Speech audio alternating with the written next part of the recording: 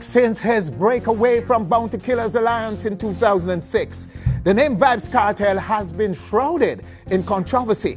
Controversy that propelled an exponential rise from aspiring artist to now the most notorious figure in dancehall. Up to the time. But Vybz Kartel's journey to notoriety began years before leaving the alliance. In 2003, he became the first artist in dancehall to physically attack another on stage. That assault was a ninja man at Sting.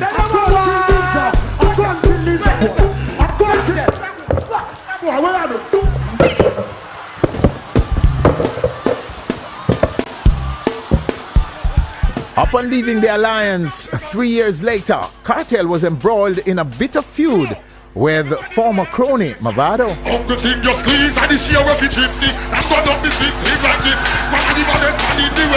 The two factions, who had took on the name of their respective camps, Gaza for Kartel and Gully for Mavado, reportedly escalated the conflict with drive-by shootings and cocktail bombings, while teenage followers faced off on school campuses and the streets of Kingston. And when a peace truce was reached between Gaza and Gully in December 2009,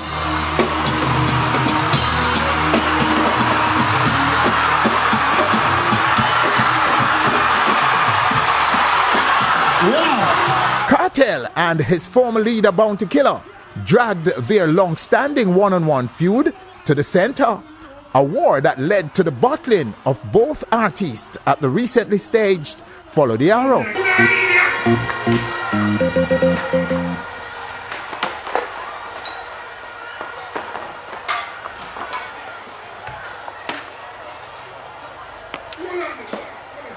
And still raging right now. If it now go my way, you know, me pull it up. Like the bleaching thing, you know, it has to stop. All the while dominating the space with chart-topping releases. The teacher had fallouts with members of his Gaza camp, online sex tapes, and several run-ins with law enforcers, including a 2-week detention by the Portmore police last July. She said me skin pretty like a coloring book. Still, Vybz Kartel's latest controversy is neither legal nor Bounty Killer. It's skin bleaching. Vybz Kartel right now on stage. Our very special guest, Vybz, walking, sir. What's Blessed up? love. Yeah, man. Thanks for coming, sir. It's a pleasure to be here. All right, Kartel, jump in and start to talk about Follow the Arrow for us. Were you surprised at the bottling that came after you?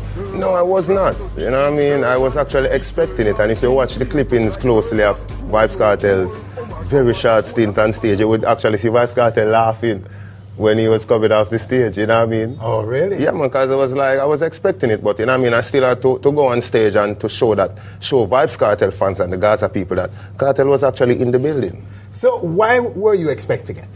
Well, because, you know, this is Jamaica, and if artist A and artist B are in a rivalry, artist A appears on stage and gets showered with a rain of bottles, you know what I mean? Well, one would expect that as a result of I would call it revenge by the fans of artist A. Artist B is going to get bottled also. Okay. You know what I mean? Definitely. All right, hold a second and just take a clip of Killer talking about that. Here we go. There's some kids in Ochi that calls themselves Ochi Empire.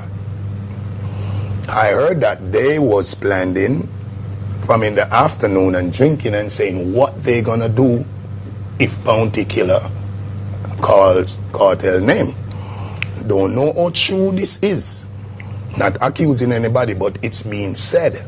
Mm-hmm. So, how do you respond to that? He's alleging that it was planned. It was the Ochi Empire that started it. No, well, not to my knowledge. I have no prior knowledge of hearing anything about any planning of the bottling of any artist on stage. You know what I mean?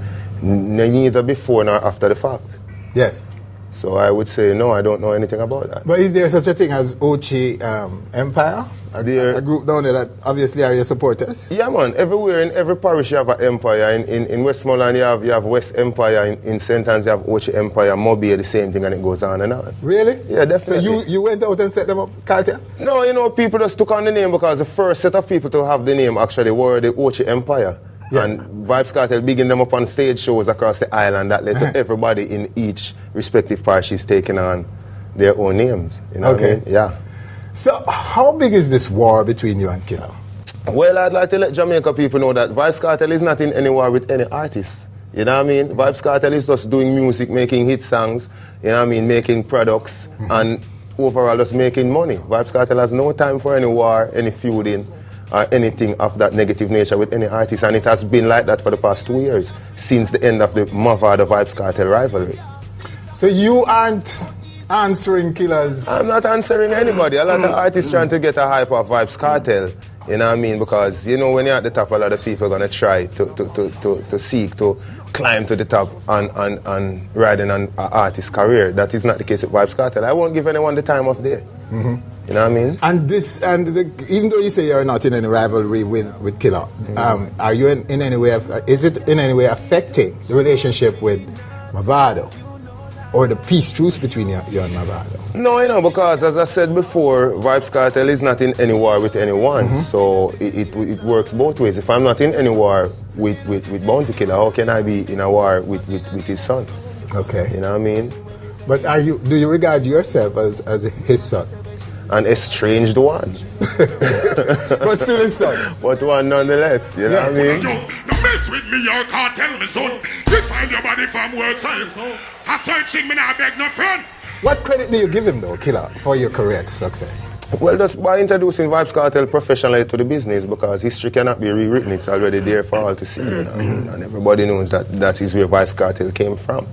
But you know what I mean? When he was a child, he acted as a child. When he's a man, he put away childish thing. You know what I mean? Two bulls can't reel in one pen, and I could go on and on with proverbs. Yes. To the effect that Vibes Cartel had to be on his own.